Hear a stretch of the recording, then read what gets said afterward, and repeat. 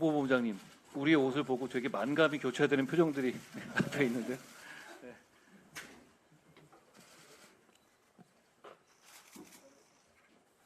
저희가 3월부터 더 새로운 마음으로 출발하기 위해서 새 옷을 하나씩 맞췄습니다. 저희가 이 옷을 입고 4월에 국민의 선택을 받기 위해서 전국을 누비겠다는 각오를 드립니다.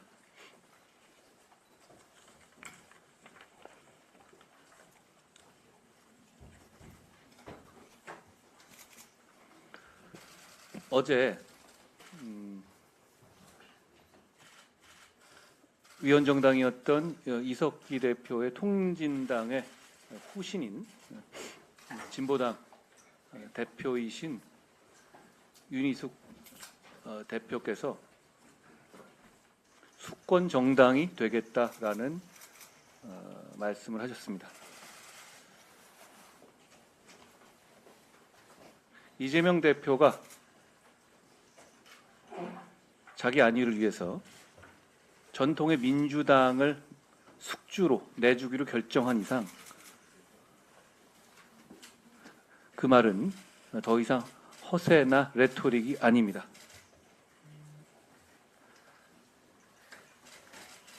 (2020년에) 더불어민주당의 위성정당은 여러 가지 이상한 공천들을 했고 그 결과 지난 국회에서 굉장히 이 희극 같은 일이 많이 일어났습니다. 김의겸, 최강욱 같은 분들을 공천했죠. 민주당 입장에서는 공천하지 못했을 사람들을요. 그렇지만 그때도 하물며 그때조차도 통진당 계열의 분들과 연합하는 것은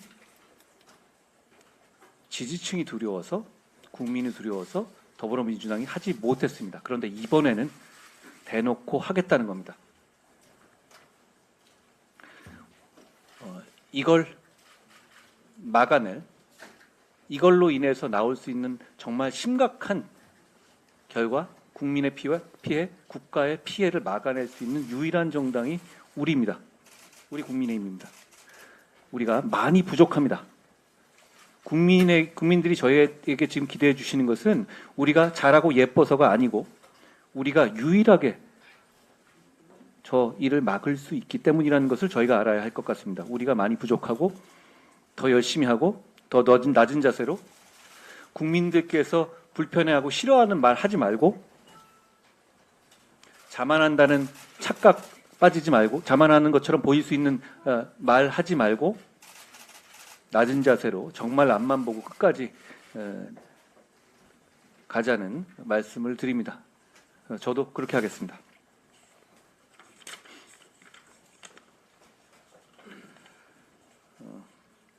저는 약간 정책적인 문제를 하나 말씀드리고자 합니다. 형법상 간첩 관련한 범죄의 실효성을 제거하기 위한 법률 개정에 관한 것인데요.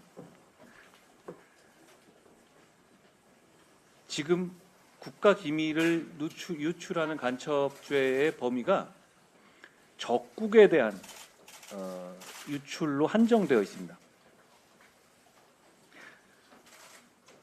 이거는 1983년 이래 유지되고 있는 것인데요. 그 차이는 어떠냐면 이건 다른 나라와 차이가 있거든요. 다른 나라도 다 간첩죄를 강력하게 처벌합니다. 사실 간첩죄를 처벌하지 않는 나라는 거의 없습니다. 미국, 중국, 프랑스 다 그렇죠. 그런데 그런 나라들의 특징은 이 간첩의 행위의 대상을 적국이라는 이 개념으로 한정하지 않고 외국이라고 하고 있어요.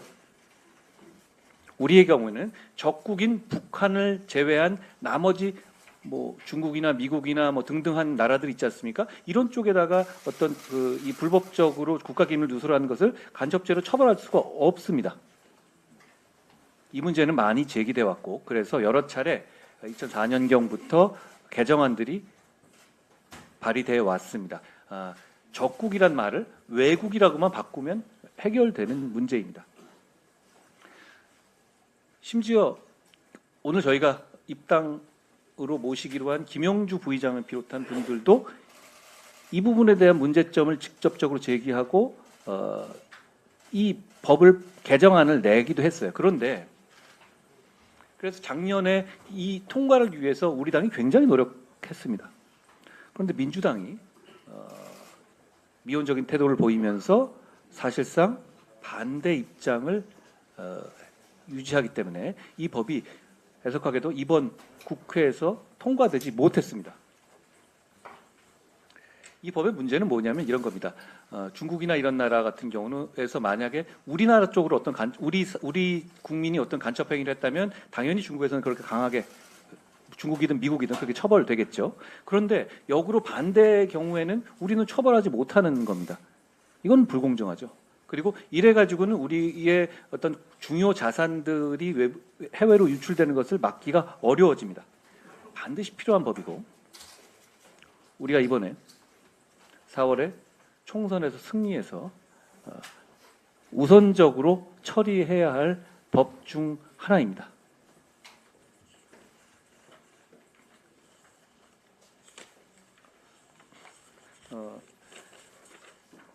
우리 공천과 관련해서 한 말씀 드립니다. 공천이라는 것은 사실 정답이 없습니다. 그러다 보면 더 훌륭한 분께서 출마하지 못하게 되는 결과를 받아들이는 경우도 사실 많이 있을 겁니다. 그렇지만 우리는 시스템에 따라 공천하는 것이고 공정하게 공천하는 것이기 때문에 그런 결과가 나는 것도 어떻게 보면 자연스러운 것이라는 말씀드립니다. 그런 차원에서 이번 4월 총선에 후보로서 최종적으로 나가시지 못하는 우리 국민의힘의 이 후보님들께 유감과 죄송하다 그리고 위로의 말씀을 드립니다. 그렇지만 우리가 그럼에도 불구하고 함께 가야 이긴다라는 말씀을 드립니다.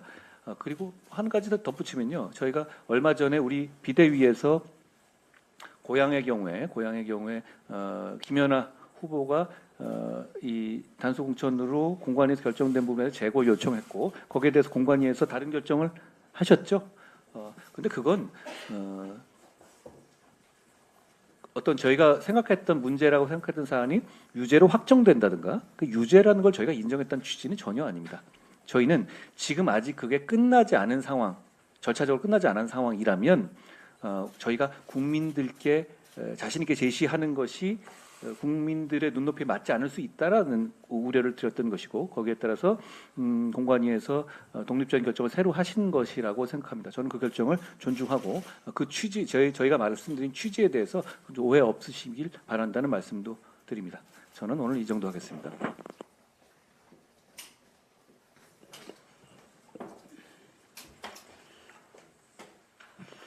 민주당이 주도하는 범야권 비례 위성정당인 더불어민주연합이 어제 출범했습니다. 민주당은 친명 횡재, 비명 행사라는 신조어가 만들어질 정도로 지역구 공천 과정에서 국민의 냉소를 자아냈는데 비례 공천 과정에서 또 어떤 모습으로 국민들께 실망을 안길지 우려스럽습니다. 민주당의 위성정당 자체가 이미 그 태생부터 잘못되어 여러 문제를 다분히 안고 있기 때문입니다. 더불어민주연합은 첫째, 민주당이 야합으로 기형적인 선거제를 도입하고서 편법으로 의석수를 확대하려는 표리부동의 산물입니다. 둘째, 국민과 국가를 위한 공통의 비전이나 정강정책은 없이 오직 정부 타도만을 목적으로 둔 정쟁지향 집단입니다. 셋째, 경기 동부연합을 비롯한 종북 세력과 괴담 선동 세력 등 민의 전당의 발 디디기에 부적절한 인물들과의 연합으로 만들어진 트로이 목마와도 같습니다. 야당이 선거를 이기기 위해 선거연합을 할 수 있다 해도 한미동맹을 파기하고 주한미군을 철수하자는 반미, 반대한민국 세력, 대한민국을 부정하는 세력을 대한민국 국회에 끌어들일 수는 없는 일입니다. 창당대회에서 한 좌파 인사는 이재명이 진보연합의 꿈을 이루어 주었다고 얘기했는데 북한과 손잡고 대한민국을 무너뜨리려고 했던 난민전에 가담했던 그의 과거 행적을 보면 더불어민주연합의 실체는 더욱 분명해집니다. 이번 총선에서 국민과 함께 반미, 반대한민국 세력의 국회 진출을 저지하는 데 최선을 다하겠습니다. 민주당의 위성정당과 함께 조국 전 장관의 조국혁신당도 의대 창당을 알렸습니다. 문재인 정권의 불공정과 내로남불을 상징하는 인물인 조 전 장관은 당대표 수락 연설에서 마치 이유 없이 자신과 가족이 순환을 당한 것처럼 말하면서 대통령에 대한 복수심을 불태웠습니다. 또한 조국혁신당은 주요 정강 중 하나로 대학 입시를 비롯한 채용 분야에서의 기회 균등을 내세웠습니다. 조 전 장관이 자녀 입시 비리 혐의로 1심, 2심 모두 실형을 선고받았다는 것을 아는 국민의 입장에선 이 상황이 마치 코미디를 보는 것 같았을 것입니다. 비례 공천은 정당이 지향하는 가치와 인재상을 압축적으로 드러냅니다. 지금 민주당과 야권의 상황을 보면 가치 경쟁, 인물 경쟁에 대한 기대감보다는 22대 국회가 잘못된 공천으로 인해 또 정쟁으로 치닫는 것은 아닌지 걱정이 앞서게 됩니다. 연동형 비례제 속에서 연동형 비례대표제 속 야권 야합이란 나무에서는 정쟁이라는 독을 품은 열매가 열릴 뿐이라는 독수 독과의 진리를 민주당이 보여주고 있는 것입니다. 어제 대한의사협회 비상대책위원회가 여의도에서 대규모 집회를 열었습니다. 환자 곁에 있어야 할 의사들이 거리에 나와 집회를 여는 것 자체가 무척 안타까운 일입니다. 하지만 파업과 집회로 해결할 수 있는 일은 아무것도 없습니다. 의사 여러분, 환자들이 있는 병원으로 돌아가 주십시오. 정부의 의대 정원 확대 방침에 따른 의료계의 실질적인 변화는 약 10년 후부터 일어나게 됩니다. 정부와 의료계가 정원 확대 및 의료개혁과 관련해 수정 보완해 나갈 시간이 충분히 있습니다. 현재 필수 의료 수가 인상과 의사들의 법적 책임 완화를 비롯한 의료개혁 4대 정책 패키지와 관련해 의사들이 여러 가지 문제 제기를 하고 있습니다. 이 모든 문제들은 향후 다양한 대화의 틀을 통해 논의될 수 있습니다. 4대 정책 패키지에서 의료개혁 특별위원회를 설치하겠다고 한 것도 정부가 의사들의 참여를 체계적으로 보장하고 의사들의 의견을 수렴하며 의료개혁을 탄력적으로 수행해 나가겠다는 의지의 표현입니다. 정원 확대 및 의료개혁과 관련한 정부의 방침은 바탕그림이며 세부적인 내용은 정부와 의사가 대화를 통해 채워나가게 될 것입니다. 전공의들이 환자 곁으로 돌아오는 즉시 이러한 대화가 시작될 수 있을 것입니다. 의사와 정부는 서로를 이겨내야 할 적이 아닙니다. 국민의 생명과 건강을 지키는 것을 공동의 사명으로 삼고 있는 파트너입니다. 파업과 집회가 아니라 대화 속에 답이 있다는 것을 다시 한번 강조합니다. 잠시만, 제가 아까 말씀드리다가 좀 준비해 놓은 거를 안 드린 게 있어가지고 잠깐 드리겠습니다.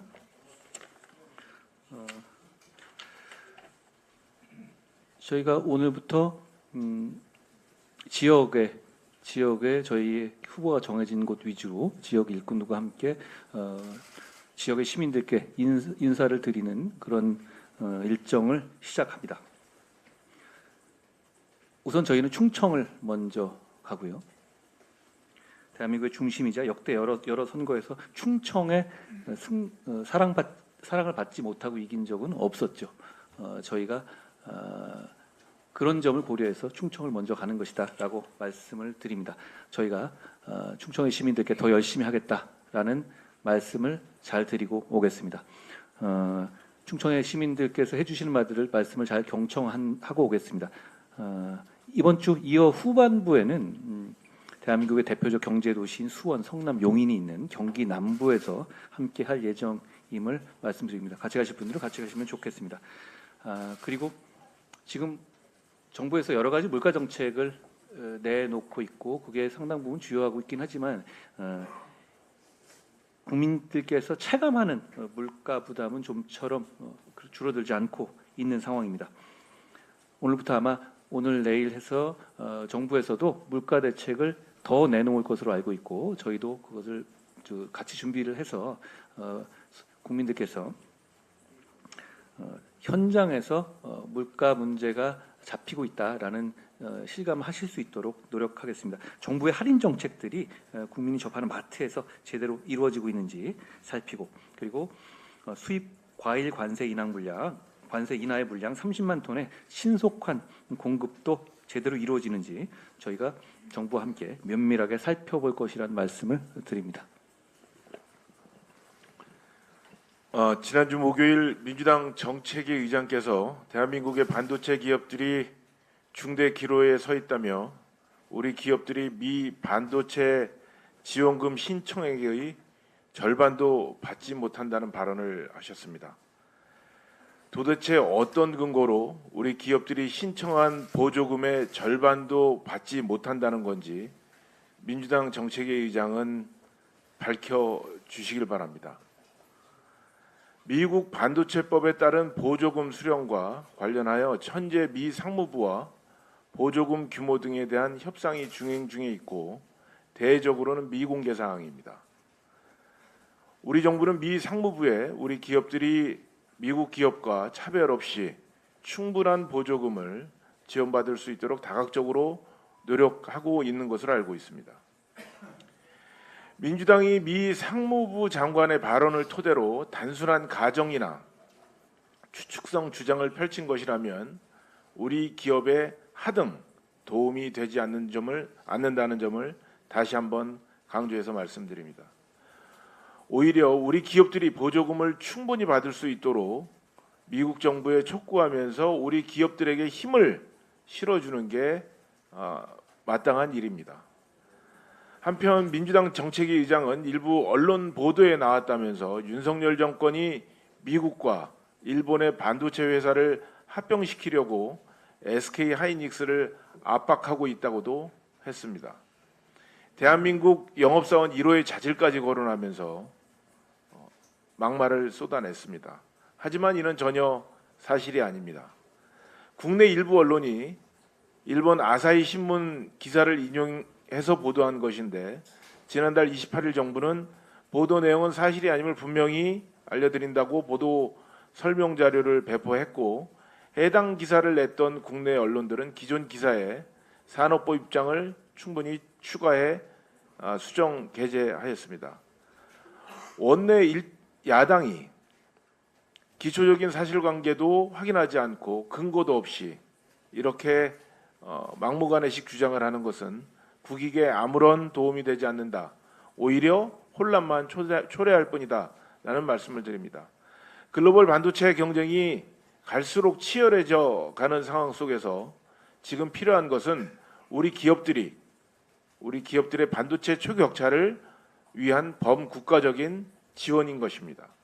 민주당도 반도체 산업에 대해 대한민국의 미래이자 국가와 국민의 생존이 달려있는 중대한 민생 문제라는 언급도 했고 반도체 기업을 살리겠다라는 언급을 한 만큼 기업 성장을 가로막는 규제는 과감히 풀고 국가적 차원의 파격적 지원을 할 수 있는 입법과 예산을 고민하는 데 시간을 써주실 것을 당부드립니다. 이것이 진정한 국익의 길이고 반도체 기업을 살리는 길일 것입니다. 고맙습니다. 김혜지 의원님.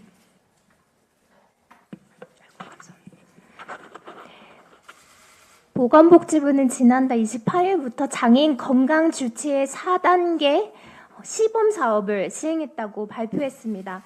장애인 건강 주치의 사업은 장애인 건강권법에 근거하여 장애인이 자신의 주치의를 선택해서 건강 관리를 지속적으로 받을 수 있도록 하는 제도입니다. 특히 이번 시범 사업을 통해 건강 주치의 대상자가 중증 장애인에 국한되어 있던 것이 전체 장애인으로 확대되었으며 방문 서비스 횟수도 늘어났고 관리 기관의 일부 상급 종합병원이 포함되어 다양한 의료기관이 사업에 참여할 수 있게 되었습니다. 그동안 장애인 건강 주치 시범 사업이 지지부진하다는 장애계의 비판이 컸습니다. 하지만 이번 시범 사업의 확대 시행은 우리 윤석열 정부가 빠르게 제도화할 수 있도록 기틀을 마련해서 장애인 건강권과 의료 접근권 보장에 큰 기여를 하게 된 의료 개혁이라고 할 수 있습니다. 그러나 약자 복지를 위한 윤석열 정부의 이러한 노력이 무색하게 전공의 파업으로 인한 의료 공백이 장기화되고 있어 우려가 매우 큽니다. 특히 많은 장애인의 경우 장애와 관련한 질환이 동반되어서 만성 질환으로 인해 병원에 자주 방문해야 합니다. 신장장애인은 정기적인 투석과 검진이 필수이지만 의료 공백이 발생할 경우 뒷전으로 밀리기 십상입니다. 발달장애인 또한 마찬가지입니다. 의사소통에 어려움이 있는 발달장애인들은 자신이 사는 지역에서 의료 접근성이 보장되지 않고 있어서 주로 수도권 대형 병원에서 진료를 보고 있는 것을 아마 의사 여러분은 잘 알고 계실 것입니다. 이들 또한 치료나 검사가 언제든지 연기될 수 있는 중대한 위기에 처해 있습니다. 지난달 27일 중앙지방협력회의에서 윤석열 대통령께서도 약자 복지의 핵심은 의료라고 강조하셨습니다. 특히 어린이, 어르신, 장애인을 비롯한 의료 약자를 보호하는 건 정부의 핵심 국정 기조인 약자 복지와 직결되어서 이는 협상이 아니라 협상이나 타협의 대상이 될 수 없다고 하셨습니다. 지금 하고 계신 파업은 분명 생명권을 비롯해 국민들의 생명을 볼모로 삼으려고 하시는 것이 아니라고 저는 생각을 합니다. 분명 우리나라 의료의 발전을 위한 여러분들의 결단이라고 생각합니다. 하지만 이런 것이 타협과 협상으로 이어진다면 분명 가장 피해를 많이 볼 분들은 국민이십니다. 특히나 어르신, 어린이, 장애인 등 의료 접근성이 비교적 떨어지는 이런 분들일 겁니다. 의료 개혁에 여러분께서 함께 해주시기를 간곡히 부탁드립니다. 고맙습니다. 김경률 의원님. 네. 여러분은 중앙당 공직선거 후보자 추천관리위원회와 전략공천관리위원회를 구분하실 수 있습니까? 민주당 홈페이지 검색란에서 전략공천관리위원회라고 치시면 딱 4개가 뜹니다. 2개는 4년 전 21대 총선 것이고 남은 2개 중 하나는 사진입니다. 제 능력 탓일 수 있지만 민주당 홈페이지에서 전략공천관리위원 명단은 찾을 수 없었습니다. 최근 뉴스 중 민주당 광명을 국민경선에서 국민참여경선으로 변경이라는 제목이 눈에 띕니다. 여러분은 국민경선과 국민참여경선을 구분하실 수 있습니까? 임종석은 안 되고 같은 곳에서 7번 내리 공천받은 이인영을 구분하실 수 있습니까? 이렇게 엉덩이, 궁둥이, 히프, 골반 같은 듯 다른 듯 같은 이름을 붙인 이유가 뭘까요? 개가제 붕어로는 알기 어렵습니다. 민주당의 공천을 두고 황골탈퇴에 의한 진통이라는데 가장 신나 있는 곳이 있습니다. 지역구와 비례를 보장받은 경기 동부를 비롯한 진보당이란 말이 파다합니다. 조국 나가고 이재명, 입시 비리 사범 나간 자리에 부동산 비리 사범이 들어온 걸 두고 황골탈퇴라 하지 않습니다. 룸사롱 바지 사장 바꾸기라고 합니다. 우리들은. 이런 알쏭달쏭한 것이 정당에서만 아니라 교육과 부동산에서도 벌어집니다. 86세대가 지나온 20년을 돌아보시죠. 이해찬 세대라 불리운 때부터 교육과정 어땠습니까? 아마 이 자리에 계시는 아버지들 다 이해하실 겁니다. 고3 선생님들조차 대입 입시 제도를 제대로 이해하지 못하고 설명하지 못합니다. 이들이 부를 축적한 과정은 어떻습니까? 살아봤는데 굳이 강남에 집 사려고 노력할 필요 없다. 이 한마디로 요약될 겁니다. 20여 차례 부동산 세법을 바꿔서 일반 국민들에게는 고통을 주며 본인들은 부동산으로 부를 축적했습니다. 공관위, 전략공관위, 국민경선, 국민참여경선, 이들 개가제 붕어는 알고 구분할 필요 없다는 뜻입니다. 입시 비리 조국의 총선 공약은 대학 입시 기회 균등입니다. 여러분, 86세대가 60대를 맞았습니다. 앞으로 상속증여세제가 어떻게 바뀌는지 두고 보시죠. 계가제 붕어들은 상관없는 일입니다. 여러분, 민주당 믿으시겠습니까?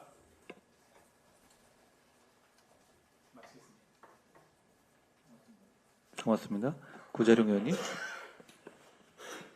안녕하세요. 구자룡입니다. 저는 종북 세력, 방탄 세력, 부패 세력이 난립하는 현실에서 헌법상의 정당의 가치를 지키는 유일 정당은 국민의힘밖에 없다는 말씀을 드린 적이 있습니다. 그렇습니다. 그렇기 때문에 우리는 더 큰 사명감을 느끼고 더 앞으로 해야 할 일이 많다는 것을 생각하게 됩니다. 여론조사 결과에 일희일비할 것도 아니고 민주당과의 1대1 대결인 듯이 착각해서 여론조사의 결과를 오독해서도 안 됩니다. 우리는 그들이 야합에 능하다는 것을 반드시 명심해야 합니다. 그들은 야합을 통해서 의회 지형을 왜곡하고 법안을 날치기 통과시킨 적이 있습니다.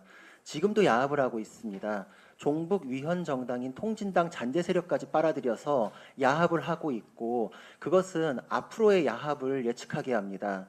국민들께서 이번 총선에서 결론을 지은 그 결과마저도 가뿐히 무시하고 또 야합을 할 것이고 그것을 통해서 의회 독재를 이어가려 할지 모릅니다. 우리는 헌법상의 가치를 지키는 유일한 정당으로서 그런 결과까지도 예측하고 막아내기 위해 더 큰 사명감을 느껴야 할 것입니다. 그렇기에 우리는 우리의 무거운 사명감을 느끼는 공동체로서 우리의 후보들에 대해서 더욱 응원하는 마음을 가져야 한다고 생각합니다. 우리는 평가하는 존재가 아니라 평가받는 존재입니다. 신념을 함께하고 함께 노력하는 다른 후보들에 대해서도 더욱 응원의 말씀을 드려야 한다고 생각합니다. 우리는 의회 독재에 맞서 싸우고 그들이 야합을 통해서 왜곡할 것까지 예측해야 하기 때문에 더욱 결속해야 된다고 생각합니다. 지금도 추위 속에서 수많은 인파 안에서 우리의 신념과 가치를 전달하기 위해서 노력하고 계시는 후보자님들에게 존경과 응원의 말씀을 드리고 싶습니다. 감사합니다. 고맙습니다. 장서정 의원님.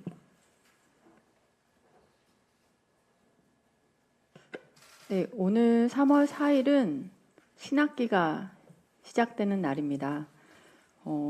아이들과 학부모님들 기쁘고 바쁜 하루를 아침을 보내셨을 텐데요. 사실 우리는 지금 이 새학기가 어떤 의미인지를 좀 바라봐야 될 것 같습니다. 교육부는 지난주 26일 전국에서 초등학생 입학 예정자를 약 37만 명이라고 발표했습니다. 원래 예상되던 41만 명 가량의 취학 통지서를 받은 아이들 중에 약 39만 명은 입학할 거라 예상했지만 그보다 더 적은 숫자의 37만 명이 입학을 하게 됩니다. 이 숫자는 우리가 처음으로 40만 명 아래로 떨어진 숫자입니다. 당연히 원인은 저출생이겠죠. 실제로 2017년 아이들, 즉 올해 초등학교 1학년이 되는 아이들의 숫자는 35만 명에 불과하기 때문에 당연하게 이제 계속 하락하고 있는 숫자입니다. 자, 그러면 우리 이 37만 명의 숫자는 후에 2027년도에는 과연 얼마가 될까요? 놀랍게도 30만 명이 무너지는 27만 명 선이 됩니다. 2020년 아이들의 출생아 수에 따르기 때문이죠. 저출생에 대한 이야기를 많이 하고 있지만 우리는 그 실타래를 지금 많이 못 풀고 있습니다. 지금 아이들은 오늘 입학식을 이 시간쯤 하고 있을 테고요. 어른들은 공천 때문에 좀 바쁘고 의사 선생님들은 병원에 없습니다. 아이들에게 어떤 본보기가 될 수 있을까요? 이런 나라에서 계속 아이를 낳고 키우는 그런 희망을 가질 수 있을까요? 저는 이 현실이 그렇게 또 굉장히 비관적이라고 생각하진 않습니다. 이제 국민의힘이 아이들이 곧 시작할 반의 대표들을 뽑는 본보기가 될 것이라고 생각하고 있습니다. 그리고 4월이 되면 그 실타래를 하나하나 풀어갈 수 있다고 생각합니다. 국민의힘은 정부와 정책에 대한 온라인에 맞춰서 육아휴직 급여 상향, 그리고 기간 연장, 아빠의 출산 휴가, 공공과 민간 서비스를 연계한 돌봄 서비스의 인프라 확장, 늘봄 교실의 퀄리티 상향을 정책으로 공약으로 내세우고 있습니다.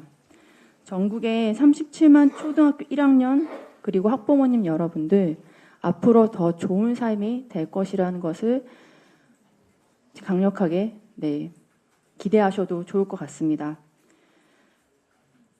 이상입니다. 장 의원님 고맙습니다. 박은식 의원님. 네, 비대위원 박은식입니다. 전공의의 파업이 아닙니다. 없는 것도 아니고 사직입니다. 전공의들의 사직으로 인한 의료 공백 사태 및 의료인과 정부와의 대치가 해결을커녕 대화의 장으로 복귀하기도 힘든 상태입니다. 흔히 말하는 바이탈과인 내과를 전공한 제 경험에 비추었을 때 먼저 의료는 공공재라는 인식과 실제 간의 괴리를 해결해야 한다고 생각합니다. 의사가 공무원이나 다름이 없는 영국 같은 나라의 경우 국가는 의대 등록금 지원, 졸업 후 수련 비용 지원, 의료시설의 건립, 의료 분쟁의 발생 시 국가가 개입하여 조정합니다. 사보험이 주축이 된 미국도 의과대학 및 전공의 수련만큼에는 주 예산이 투입되지요. 이와 달리 대한민국은 국가가 등록금, 수련 비용을 지원하지 않을 뿐만 아니라 의료기관도 대부분 민간 자본에 의해 건립되고 의료 분쟁이 발생해도 보호해주지 않습니다. 그런데 모든 의료기관은 건강보험에 강제 지정되어 원가 이하의 수가로 필수 의료 서비스를 제공하도록 요구받는 상태입니다. 그러니 싼 인건비의 전공의가 주축인 대학병원에서 전공의가 나가니 병원이 마비되는 겁니다. 이 상황에서 의료 관련 형사소송이 일본의 200배, 영국의 600배로 폭증했습니다. 이런 상태에서 또 실비보험 및 문재인 케어의 도입으로 무분별한 검사 및 비급여 시술 확대에 대한 경제적 요인이 늘어나 이로 인해 필수 의료 직군 및 대학병원 교수들의 이탈이 초래된 것입니다. 잘못된 제도로 문제가 발생했는데 공공성을 버렸다며 의료인을 비난하기만 한다면 상태를 악화시킬 수밖에 없습니다. 악조건 속에서도 암치료, 심혈관 치료, 예방 가능한 사망률 최소화해서 적은 비용으로 압도적으로 높은 성과를 보인 대한민국 의료입니다. 앞서 말씀드린 나라에 계신 우리 동포들이 한국으로 의료 원정 쇼핑을 하는 이유이기도 합니다. 불필요한 갈등으로 황금알을 낳고 있는 거위의 배를 가르지 맙시다. 정책 보완으로 충분히 우리 의료를 업그레이드할 수 있습니다. 의료계도 마찬가지입니다. 의대 증원에는 의료인들 내부에도 상당 부분 공감대가 이루어진 만큼 대화와 타협을 통해 의료의 질을 높이고 정부의 필수 의료 패키지에 대해 열린 자세로 대화를 합시다. 그렇게 의료의 공공성을 조금씩 높여갑시다. 그리고 의료 현장에서 의료인의 가치를 높이도록 합시다. 감사합니다. 고맙습니다. 우리 박은식 비대위원께서는 광주에 출마하시죠? 계속. 예. 우리 국민의힘이 2008년 총선 이후 16년 만에 광주 지역의 모든 지역구에서 지역 후보를 국민들께 제시했습니다. 저는 그만큼 저희가 이 대한민국의 전 지역에서 최선을 다하겠다는 이 의지를 보여드린 것이라고 생각합니다. 저희는 대한민국의 전 지역에서 국민의 사랑받고 국민의 선택을 받기 위해서 최선을 다하겠습니다. 박은식 의원님 더 힘써 주십시오. 윤도현 의원님. 청년들이 우리 사회에서 가장 공정하지 않다고 느끼는 분야가 일자리라는 것을 아십니까? 한국청소년정책연구원이 발표한 청년의 공정한 사회 진출을 위한 방안 연구 보고서에 따르면 43%가 사회가 공정하지 않다라고 답했고 그중 일자리가 43.7%로 1위를 차지하였습니다. 개인의 노력도 중요하지만 이것만으로는 우리 사회에서 성공이 쉽지 않다는 생각이 청년들에게 형성되어 있음을 보여주는 결과입니다. 사실 지난 대선부터 공정은 우리 사회 시대 정신으로 자리 잡았고 특히 청년들에게 있어서 공정 담론은 유행처럼 퍼지고 있음에도 불구하고 지난해 고용노동부에서 조사한 불공정 사례들을 보면 여전히 입사 지원서에 구직자의 신체 조건과 가족의 직업, 학력, 동거 여부 등 직무 수행과 관련 없는 정보를 기재하도록 하는 기업들이 있습니다. 이러한 상황에서 자립 및 청년, 그리고 고립 청년, 가족 돌봄 청년 등 가정 형편이 어려운 청년들은 일자리를 찾는 과정에서도 훨씬 불리한 출발을 할 수밖에 없습니다. 문제는 취업 문턱에서 이들이 경험하는 불공정의 벽은 높을 뿐 아니라 여전히 당연시 여겨지고 있다는 것입니다. 우리 사회는 학력과 학벌, 가정 환경으로 인한 차별이 당연시 여겨지고 있습니다. 저는 이러한 불공정이 잘못되었음을 알리고 바로잡고자 합니다. 청년들이 각자 처한 조건에 관계없이 기회를 갖고 동일한 대우를 받을 수 있는 일자리 영역에서의 공정성이 실현된다면 청년들이 느끼는 사회 전반의 공정성 인식 수준도 높아질 수 있으리라 생각합니다. 공정성 인식은 청년들이 우리 사회를 신뢰하고 긍정적인 미래 전망을 가질 수 있도록 하는 원동력이 될 것입니다. 국민의힘에서 앞장서서 살펴서 시작점이 다른 청년들에게 공정한 출발선을 제공하여 청년들이 신뢰할 수 있는 사회를 만들겠습니다. 감사합니다. 윤 의원님 고맙습니다. 오늘 공개는 이 정도 하겠습니다. 고생하셨습니다.